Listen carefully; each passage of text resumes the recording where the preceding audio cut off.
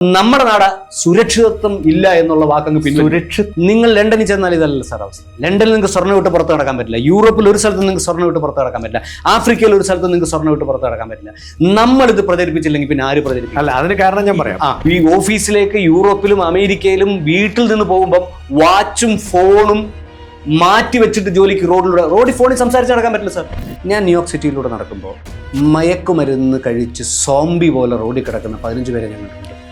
മദ്യപിച്ച്, ഞാൻ എൻ്റെ ചെറുപ്പത്തിൽ നെല്ലുമുള്ള ഷാപ്പിന്റെ മുൻപിൽ പോലും കാണാത്ത രീതിയിൽ മദ്യപിച്ച് തെറി വിളിക്കുന്ന ആൾക്കാരെ ഞാൻ ന്യൂയോർക്ക് സിറ്റിയിൽ കണ്ടിട്ടുണ്ട്. ATM കയറിയിട്ട് ഞാൻ കാശെടുത്ത് പുറത്തു വരുമ്പോൾ hey guys can you give me $10 എന്ന് വളരെ വൃത്തിയുള്ള ഇംഗ്ലീഷിൽ എന്നോട് ഭിക്ഷ യാചിച്ച ആൾക്കാരെ ഞാൻ ഒരുപാട് കണ്ടിട്ടുണ്ട്.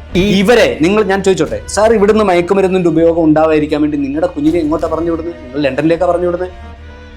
നിങ്ങൾ പറഞ്ഞു വിടുന്നത് ഏതെങ്കിലും സ്കാൻഡിനേവിയൻ കൺട്രിയിലേക്കാ?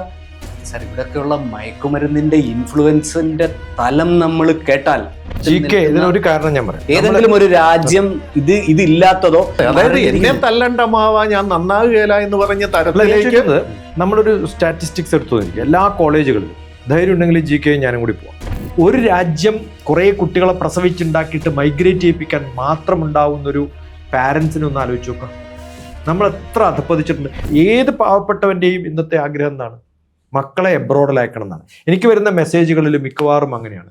എവിടെയെങ്കിലും ഒന്ന് പഠിച്ചിട്ട് എബ്രോഡിൽ എവിടെയെങ്കിലും ഒന്ന് പോയിട്ട് എങ്ങനെയെങ്കിലും കുറച്ച് കാശുണ്ടാക്കണം.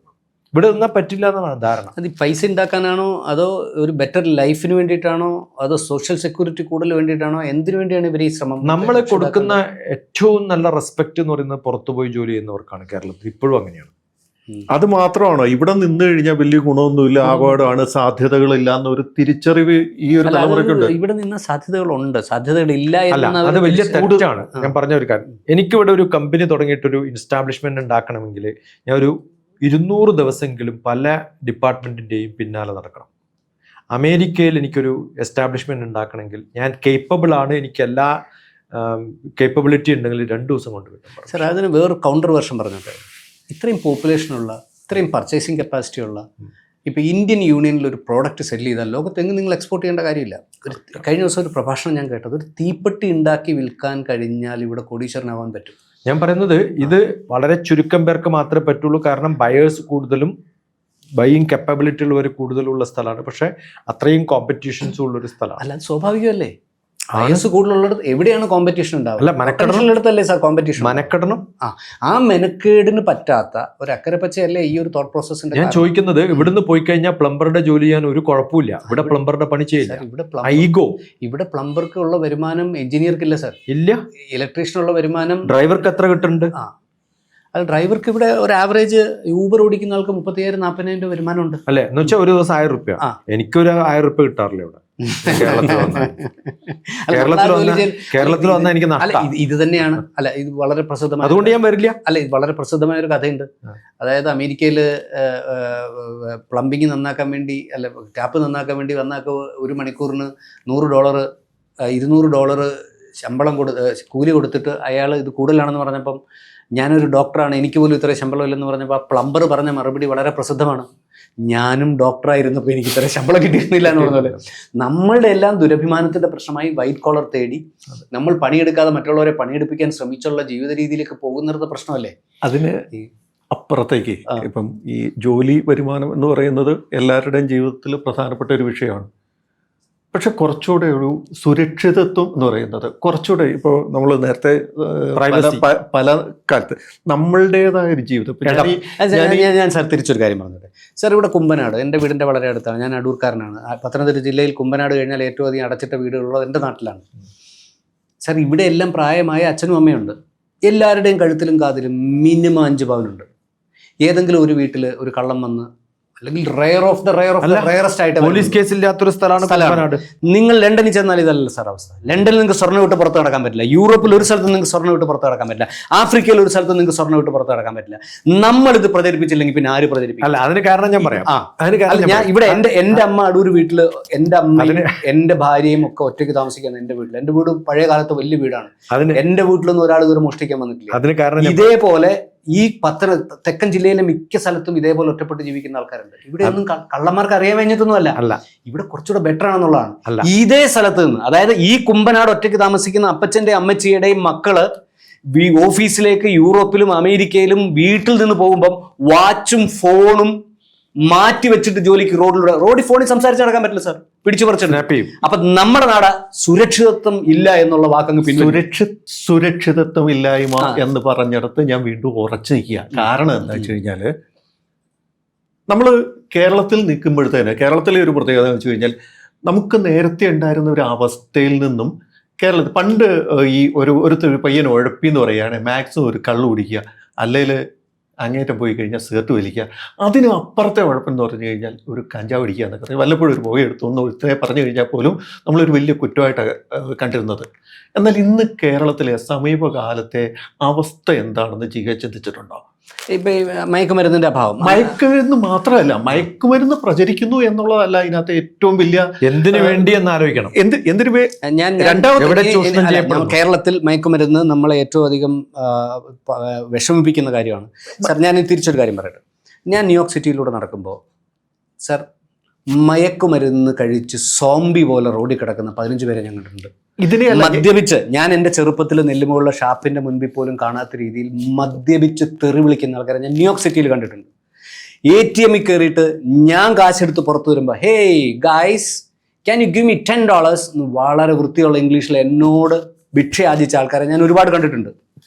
നമ്മുടെ നാട്ടിലും ലോകത്ത് ചില പ്രതിഭാസങ്ങൾ നടക്കുന്നതിൻ്റെ ഭാഗമായി നമ്മുടെ നാട്ടിൽ ഒരു ചെറിയ വിഭാഗം, അല്ലെങ്കിൽ നമ്മുടെ കരുതലില്ലായ്മ കൊണ്ട് മയക്കുമരുന്ന് മറ്റും ഉപയോഗിക്കുന്നവരുണ്ട്. ഞാൻ ചോദിച്ചോട്ടെ സാർ, ഇവിടുന്ന് മയക്കുമരുന്നിന്റെ ഉപയോഗം ഉണ്ടാവാതിരിക്കാൻ വേണ്ടി നിങ്ങളുടെ കുഞ്ഞിനെ എങ്ങോട്ടാണ് പറഞ്ഞു വിടുന്നത്? നിങ്ങൾ ലണ്ടനിലേക്കാണ് പറഞ്ഞു വിടുന്നത്? നിങ്ങൾ പറഞ്ഞു വിടുന്നത് ഏതെങ്കിലും സ്കാൻഡിനേവിയൻ കൺട്രിയിലേക്കാ?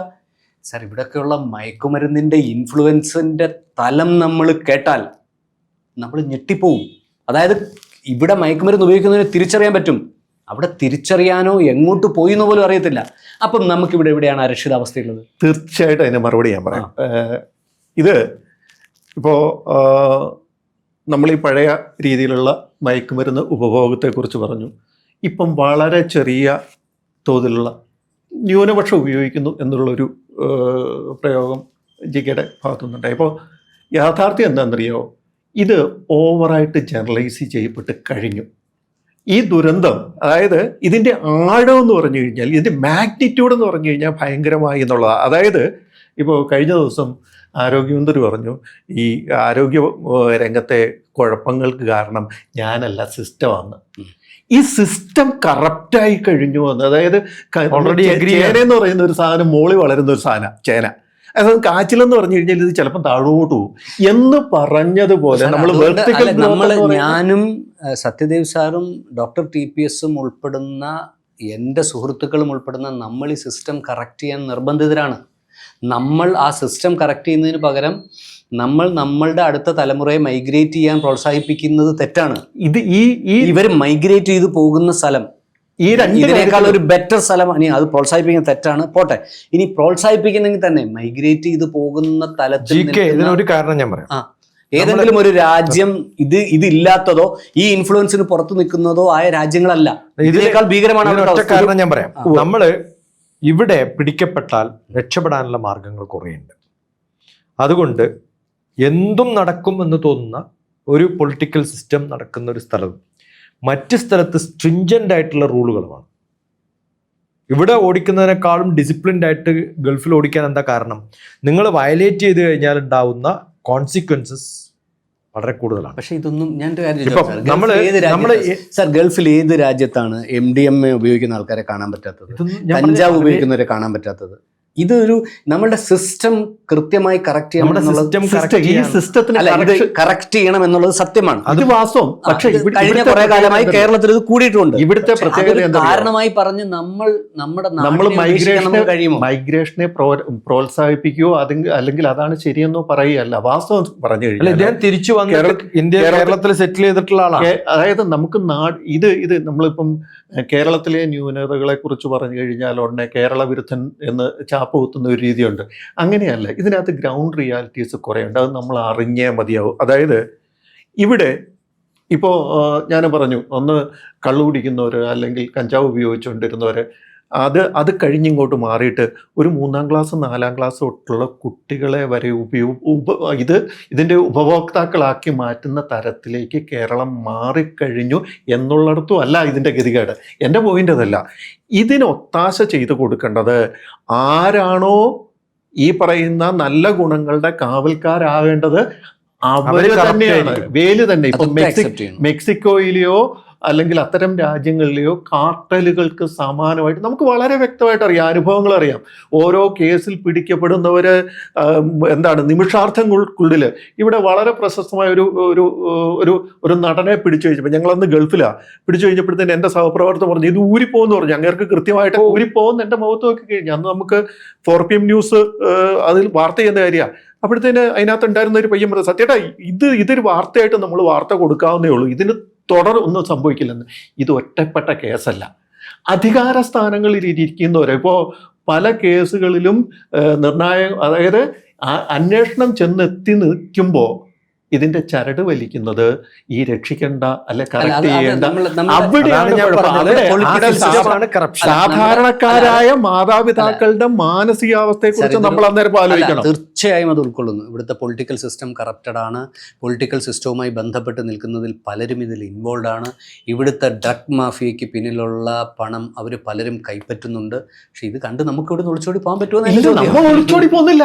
നമ്മളിത് പറയുന്നുണ്ടെങ്കിൽ ഇത് പറയുന്നത് വാസ്തവം പറഞ്ഞു കഴിഞ്ഞാൽ നമ്മൾ നേരത്തെ പറയുന്ന വളരെയധികം പ്രത്യേകതകളുള്ള വളരെയധികം പ്രതിഭാശാലികളെ സൃഷ്ടിച്ച ഇനി ഒരുപാട് സാധാരണ ലോകം ചിന്തിക്കുന്നത് പോലെ ചിന്തിക്കാത്ത, അതെ തീർച്ചയായിട്ടും ഞാനതാണ് ചോദിച്ചത്. ഈ പറയുന്ന കൊഴിഞ്ഞുപോക്കുകളോ അല്ലെങ്കിൽ മറ്റേ ഇതര മേച്ചിൽ പുറങ്ങൾ തേടി പോകുമ്പോൾ ഈ നാട്ടിന്റെ ഈ പ്രത്യേകതകൾ ഇല്ലാതാകുമോ എന്നുള്ള ആശങ്കയോട് തന്നെയാണ് ചോദിച്ചത്. പക്ഷേ നമ്മളുടെ തലമുറ മയക്കുമരുന്നിനേക്കാൾ ഭീകരമായി തെക്കൻ കേരളത്തിൽ പല സ്ഥലത്തും സഞ്ചരിച്ചാൽ സാർ റോഡിലൊന്നും ആരും ഇല്ല സാർ. അല്ല, അത് വീടുകളിൽ ചെന്നാൽ കാണാൻ ആളില്ല. എന്നിട്ടും ഈ സിസ്റ്റം മാറുന്നില്ലെന്നാ പറയുന്നത്. അതായത് എന്നെ തല്ലണ്ടമാവാ ഞാൻ നന്നാകുകയില്ല എന്ന് പറഞ്ഞ തരത്തിലേക്ക് നമ്മളൊരു സ്റ്റാറ്റിസ്റ്റിക്സ് എടുത്തു നോക്കിയിരിക്കുക. എല്ലാ കോളേജുകളിലും ധൈര്യം ഉണ്ടെങ്കിൽ GK ഞാനും കൂടി പോവാം. നമുക്ക് സത്യദേവനും കുട്ടികളോട് നിങ്ങൾക്ക് എന്താവണം എന്നൊരാഗ്രഹത്തിൽ ചോദിച്ചാൽ അവിടെ വന്നിരിക്കുന്നവർക്ക് സർട്ടിഫിക്കറ്റ് വേണം, എബ്രോഡിൽ പോകണം. 80% ആൾക്കാർ ഇതായിരിക്കും. എന്ത് ജോലി കിട്ടിയാലും കുഴപ്പമില്ല, എനിക്ക് പോകണം. അതങ്ങനെയായി മാറി. എന്തുകൊണ്ടാണ്? നമ്മൾ ആലോചിച്ച് നോക്കുക. ഗവൺമെൻറ് എപ്പോഴെങ്കിലും ഈ migrate to Canada, migrate to Europe, migrate to America എന്നുള്ള അഡ്വർടൈസ്മെന്റിന് കൊടുക്കുമ്പോൾ പോലും ടാക്സ് ഡിഡക്ഷൻ കൊടുക്കുന്നവരാണ്. ഇത് സാർ ഇത് അല്ല, എന്തുകൊണ്ട് നമ്മുടെ മീഡിയ തുറക്കുമ്പോൾ ഈ അഡ്വർടൈസ്മെന്റ് എല്ലായിടത്തും ഉണ്ട്. ഞാൻ കേരളം മാത്രമല്ല പറഞ്ഞത്, കേരളം കഴിഞ്ഞാൽ ഹൈദരാബാദിലുണ്ട്, പഞ്ചാബിൽ സ്ഥിരമായിട്ട് കാണാം. പഞ്ചാബ് ഇതിന്റെ കേന്ദ്രമാണ്. ഞാൻ പഞ്ചാബിലൊക്കെ മൂലക്കം യാത്ര ചെയ്തതാണ്. അവിടെ B.Ed കോളേജിൽ ഒറ്റ കുട്ടികളില്ല. നഴ്സിംഗ് കോളേജിൽ 200% ബിസിയാണ്. അടുത്ത കൊല്ലത്തേക്ക് രജിസ്റ്റർ ചെയ്തിരിക്കാൻ തയ്യാറാണ് പോകാൻ വേണ്ടിയിട്ട്. കാരണം അവർക്കൊക്കെ ആഗ്രഹം ജീവിതത്തിൽ ചെറുപ്പം മുതൽ ഇവിടുന്ന് മൈഗ്രേറ്റ് ചെയ്ത് പോകണമെന്നാണ്. ഒരു രാജ്യം കുറേ കുട്ടികളെ പ്രസവിച്ചുണ്ടാക്കിയിട്ട് മൈഗ്രേറ്റ് ചെയ്യിപ്പിക്കാൻ മാത്രം ഉണ്ടാവുന്നൊരു പാരൻസിനെ ഒന്ന് ആലോചിച്ച് നോക്കുക. നമ്മൾ എത്ര അധപ്പതിച്ചിട്ടുണ്ട്. ആ കൺസേൺ ഉള്ളത് കൊണ്ടാണ് ഈ കാര്യം പറയുന്നത്. വിഷയത്തിൽ വളരെ ഇമോഷണലി കാണുന്നത്. എന്നെ അതിനകത്ത് ഏറ്റവും കൂടുതൽ ആശങ്കപ്പെടുന്നത് ശരിക്കും ബ്രെയിൻ ഡ്രെയിനാണ്. നമ്മള് ഒരു തലച്ചോറിനെ പരമാവധി അതിനെ മികച്ചതാക്കാം. പക്ഷേ നമ്മളെ ധാരണ, ഇപ്പം കുറേ ആൾ ഗൾഫിൽ പോയി, കുറേ ആൾ അമേരിക്കയിൽ പോയി. അപ്പം നമ്മൾ സാധാരണ പറയണ്ടേ ഇവരൊക്കെ തിരിച്ച് കാശ് അയക്കുന്നത് നിങ്ങൾ തന്നെയാണ്. അവർക്ക് ഇല്ല സാർ, യൂറോപ്പിൽ നിന്നും അമേരിക്കയിൽ നിന്നും കാശാരും അയക്കുന്നില്ല, ഗൾഫ് കൺട്രീസിൽ നിന്ന് പൈസ അയക്കുന്നുണ്ട്. അതും അവസാനിക്കുക. ഗൾഫിൽ നിങ്ങൾക്ക് ഇൻവെസ്റ്റ് ചെയ്യാം, നിങ്ങൾക്ക് പ്രോപ്പർട്ടി വാങ്ങിക്കാം, നിങ്ങൾക്ക് വോട്ടവകാശം കിട്ടും, നിങ്ങളുടെ കുട്ടികളെ വളർത്താം, അവിടെ പ്രോപ്പർട്ടി മേടിക്കാം, വാങ്ങിക്കാം. ഡോക്ടർ TPS പ്രോപ്പർട്ടി വാങ്ങിച്ചു കഴിഞ്ഞാൽ നിങ്ങൾക്ക് വോട്ടവകാശം കിട്ടും മിക്കവാറും എല്ലാ ഗൾഫ് രാജ്യങ്ങളിലും. അപ്പം ആ കാലം മാറുകയാണ്. പറിച്ചു നടപ്പെടുക എന്ന് പറഞ്ഞു കഴിഞ്ഞാൽ നമുക്ക് എളുപ്പമാണ്. നമ്മൾ ഏത് നാടുമായിട്ട് ചന്ദ്രനിൽ പോയി കഴിഞ്ഞാലും ചായക്കടയിട്ടാണെങ്കിലും നമ്മൾ കവി പാടിയിട്ടുണ്ട്. ഓരോ വിദേശമവരും വണികീശ്വരത്ര പേരോ കടന്നിവിടെയുള്ള ധനം കവർന്നും ആരോമലാം ഇതിനു താച്ചിയ ശേഷമില്ല. കാരണം കടലിലുള്ള വെള്ളം സൂര്യൻ കൊണ്ടുപോയിട്ട് പിന്നെയും അവിടെ വെള്ളമായിട്ട് വരുന്നുണ്ടല്ലോ എന്നൊരു കൺസെപ്റ്റിലാണ് നമ്മളൊക്കെ സമാധാനിച്ചിരുന്നത്. അത് തീരാൻ പോവാണ്. ഇനിയും മഴ പെയ്യില്ല, വെള്ളം കൊണ്ടുപോകുക മാത്രമേ ഉള്ളൂ. ഇവിടെ വരണ്ട അവശേഷിച്ച് തീരാനുള്ള ഒരു സാധ്യത ഉണ്ടെന്നാണ്. ഈ പണ്ട് കുരുമുളകിന്റെ വിത്ത് പിന്നെ കപ്പലിൽ കയറ്റിയപ്പോൾ അത് സാമൂതിരി അടുത്ത് ഒരാൾ വന്ന് പരാതി പറഞ്ഞപ്പോൾ സാമൂതിരി പിന്നെ എന്താ കുരുമുളക് കൊണ്ടിരിക്കോട്ടെ തിരുവാതിര ഞാറ്റല്ല ഇവിടെ തന്നെ ഉണ്ടാവില്ല എന്ന് പറഞ്ഞ സെയിം കഥയാണത്. നമുക്കൊരു നല്ല പക്ഷെ അങ്ങനെ പ്രതീക്ഷിക്കണമെങ്കിൽ പക്ഷെ ഉറപ്പായിട്ടും വേണ്ട ഒരു കാര്യമുണ്ട്. ഇപ്പോൾ നമ്മളൊരു തൈ നട്ടിട്ട് നമുക്ക് വെള്ളം ഒഴിക്കാൻ പറ്റുന്നില്ല, പൊരി വെയിലാണ്, ആ തൈ കെട്ടുപോവുകയുള്ളൂ. അതിന് അനുകൂലമായിട്ട് ഒരു പന്തലെങ്കിലും ഇട്ട് കൊടുക്കണം. ഈ പറയുന്ന ഉദ്യോഗസ്ഥ ദുഷ്പ്രഭുത്വം എന്ന് പറയും വേല് തന്നെ വിളവ് തിന്നുന്ന സ്ഥിതിയാണ് പല രംഗങ്ങളിലുള്ളത്. ഞാൻ ഇപ്പോൾ കഴിഞ്ഞതിന് മുന്നിലത്തെ വർഷം സീരിയൽ പ്രവർത്തനമായിട്ട് നിൽക്കുമ്പോഴത്തേന് തിരുവനന്തപുരത്തെ, പേരൊന്നും പറയുന്നില്ല, തിരുവനന്തപുരത്തെ ഒരു പ്രധാന സ്കൂളിലെ മുതിർന്ന ഒരു അധ്യാപകൻ, പ്രധാന അധ്യാപകൻ്റെ ചുമതലയുള്ള അധ്യാപകൻ, ഞങ്ങളിങ്ങനെ ഇരുന്ന് സംസാരിക്കുമ്പോഴത്തേന് പറയുന്നു അവിടുത്തെ കുട്ടികളുടെ മയക്കുമരുന്ന് ഉപഭോഗത്തെക്കുറിച്ച്. ഇപ്പോൾ നല്ല സൈസൊക്കെ ആളാ. ഞാൻ ചോദിച്ചു മാഷൊക്കെ അത് തടയാൻ നിങ്ങൾക്ക് ആവില്ല എന്ന് ചോദിച്ചു. അപ്പം പുള്ളിക്കാരൻ തിരിച്ചു ചോദിക്കുകയാണ്, നമുക്ക് നമ്മുടെ കുടുംബത്തിനും ജീവൻ വേണ്ടേ, ജീവിതം വേണ്ടേ എന്ന്. ആ സ്ഥിതി മാറാതെ അത്ര ഭീകരമാണ്. പ്രൈവറ്റ് ആയിട്ട് പറഞ്ഞൊരു കാര്യമില്ലേ, ഞാൻ ക്യാമ്പ് നടത്തിയ സ്ഥലം അവരുടെ കുടുംബത്തിലുണ്ടായിരുന്ന പ്രശ്നമാണ്. ഇവിടെ ഹോട്ടലിൽ വർക്ക് ചെയ്യുന്ന വളരെ സീനിയർ ആയിട്ടുള്ള ഒരു ലേഡി പറഞ്ഞിട്ടുണ്ട്, ഈ സിറ്റിയിലാണല്ലോ എൻ്റെ മകള് വളരേണ്ടത് എന്ന ഭയം എനിക്ക് എല്ലാ ദിവസവും ഉണ്ട്. കാരണം അവർ ഹോട്ടലിൽ നടക്കുന്ന എല്ലാ സംഭവവും ഡെയിലി കാണുമ്പോൾ അവർക്കറിയാം ഇതൊക്കെ ഈ സിറ്റിയിലാണല്ലോ എൻ്റെ മകള് വളരേണ്ടത് എന്ന് ഹോട്ടലിൽ വർക്ക് ചെയ്യുന്ന ഒരു സീനിയർ ആയിട്ടുള്ള ഓഫീസർ പറയണമെങ്കിൽ അവരവിടെ നടക്കുന്ന എല്ലാ സംഭവം അറിയുന്നതുകൊണ്ടാണ്.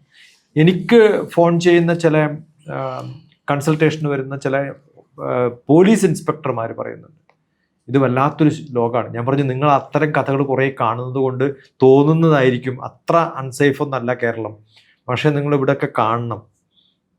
അങ്ങനെ ഓരോ സിറ്റിയിലും നമ്മൾ തീരെ ഇല്ല എന്ന് വിചാരിക്കുന്ന ചില സ്ഥലങ്ങളിലൊക്കെ വളരെ സുലഭമായിട്ട് ഇത് ഇപ്പോൾ ഉണ്ട് എന്നുള്ളതാണ്. നമ്മൾ ആദ്യം ആലോചിക്കേണ്ടത്, കേരളത്തിൽ നിന്ന് കുറേ പേര് ഗൾഫിലും അമേരിക്കയിലൊക്കെ പോകുമ്പോൾ അവിടെ സേഫ് ആണെന്ന് തോന്നുന്ന ഒരവസ്ഥയിൽ ജീവിക്കുന്നത് കൊണ്ട് സമ്പാദിച്ച് കാശിങ്ങോട്ട് അയക്കാൻ വേണ്ടിയിട്ട് പോകുന്നവരാണ്. ഇന്ന് കേരളത്തിൽ അങ്ങനെ വെളിയിൽ നിന്ന് വരുന്ന കുറേ ആൾക്കാരുണ്ടെന്ന് നമ്മൾ അറിയണം. അവരിവിടെ അത്രയും ഡിസിപ്ലിൻഡ് ആയിട്ട് കേരളത്തിൽ നിന്ന് പോയ ഒരാൾ ഗൾഫിൽ താമസിക്കുന്നത് പോലെ അല്ല ബീഹാറിൽ നിന്നും ആസാമിൽ നിന്നും ബംഗാളിൽ നിന്നും വരുന്നവൻ ഇവിടെ ജീവിക്കുന്നത്. അവനിവിടെ നടത്തുന്ന അത് ഈ പറയുന്ന സംഭവം, ഈ ഒരു എലമെന്റ് എന്ന് പറയുന്നത് നമ്മളുടെ സിസ്റ്റത്തെ കൂടുതൽ കറക്റ്റ്. ഒന്ന്, നമ്മൾ വിധേയപ്പെടലാണ് വളർച്ചയ്ക്കുള്ള ഏക മാർഗം എന്ന് പറയുന്ന വൃത്തികെട്ട ഒരു സാഹചര്യത്തിലേക്ക് വന്നിട്ടുണ്ട്. നമുക്ക് മാറി നിൽക്കാൻ, എതിർക്കാൻ പറ്റില്ല എന്ന് മാത്രമല്ല, നമുക്കെതിരെ ശബ്ദം ഉയർത്താനോ അതിന് വഴിപ്പെട്ടേ ഈ പറയുന്ന അഴിമതികൾക്കോ അല്ലെങ്കിൽ അനോമലിറ്റീസിനോ വഴിപ്പെട്ടേ മുന്നോട്ട് പോകാൻ പറ്റുള്ളൂ എന്നുള്ളൊരു വൃത്തികെട്ട സാഹചര്യം നമുക്ക് ഇവിടെ ഉണ്ടെന്നുള്ള കാര്യത്തിൽ തർക്കമൊന്നുമില്ലോ. അത് ആ സിസ്റ്റം മാറണം. ഇപ്പം നമ്മുടെ എത്ര തിരുവാതിര ഞാറ്റല നിന്നാലും അതിൻ്റെ കളകൾ അതിനേക്കാൾ വളരെ വലുതാണ്. അപ്പം പിന്നെ അടുത്ത ഒരു കാര്യം കൂടി ഉണ്ട്. ഇപ്പം നമ്മൾ പറഞ്ഞു ഈ വെളിയിൽ ലോസ് ആഞ്ചൽസിലെ കഥ, അല്ലെ മുംബൈയിലെ ചില തെരുവുകളിലെ കഥ, അല്ലെ ഡൽഹിയിലെ എവിടെയെങ്കിലുമുള്ള ഗലികളിലെ കഥ, അതിനേക്കാൾ ഭേദമാണ്, അതിനേക്കാൾ മെച്ചമാണ്, കമ്പയർ ചെയ്യാൻ പറ്റാത്തതാണ് നമ്മുടെ നാടെന്ന് പറഞ്ഞിരുന്നു. ഇപ്പം നമ്മുടെ നാട്ടിലെ പലയിടങ്ങളും ഈ പറയുന്ന വൃത്തികെട്ട ഇടങ്ങളുമായിട്ട് നമുക്ക് കമ്പയർ ചെയ്യാവുന്ന അല്ലെങ്കിൽ മെച്ചപ്പെട്ടതാണ് നമുക്ക് പറയാൻ പറ്റില്ല. അതിൻ്റെ വേറൊരു ഉദാഹരണം കൂടെ. ഈ ഓൺലൈൻ വാർത്തകൾ വരുമ്പോഴത്തേന് ഭീകര കഥകളുണ്ട്. അച്ഛൻ മക്കളെ കൊന്നു, മകൻ അച്ഛനെയും അമ്മയും കൊന്നു എന്ന്. നമുക്ക് ആദ്യം ഈ വാർത്ത ഒന്ന് ഓപ്പൺ ചെയ്യുന്നതിന് മുന്നേ ആ ഡേറ്റിൽ ഹരിയാനയോ പഞ്ചാബോ യുപിയോ ഒക്കെ ആയിരുന്നു നേരത്തെ ഉണ്ടായിരുന്ന, അല്ല ഏതാനും വർഷങ്ങൾക്ക് മുന്നേ. ഇപ്പം വന്നു നോക്കി കഴിയുമ്പോഴത്തേക്ക് നമ്മുടെ നാട്ടിലെ സ്ഥലങ്ങൾ തന്നെയാണ്. ഒരു 10 മണിക്ക് ശേഷം എല്ലാ മീഡിയ ചാനലും നോക്കിയാലും നമ്മൾ കാണുന്ന ക്രൈം എന്ന് പറയുന്നത് സ്പെഷ്യൽ സംഭവങ്ങൾ ഉണ്ടല്ലോ. ഇതൊരു വലിയ കാര്യമാണ്. 3-ാം പേജ് വാർത്തകൾ, നേരത്തെ 3-ാം പേജിലേക്ക് എവിടെയെങ്കിലും ആയിരുന്നു ക്രൈം വാർത്തകൾ മാത്രം വന്നുകൊണ്ടിരുന്നത്. ഇതിപ്പം വന്ന് ക്രൈമിന് വേണ്ടിയിട്ട് കേരളത്തിലെ എല്ലാ ചാനലുകൾക്കും ക്രൈം അരമണിക്കൂർ അല്ലെങ്കിൽ 3/4 മണിക്കൂറിന്റെ സംഭവമുണ്ട്. ഒരു ക്രൈം ചാനൽ പോലും തുടങ്ങാനുള്ള സാധ്യതയുണ്ട്. അത്രയും വാർത്തകളുണ്ട്.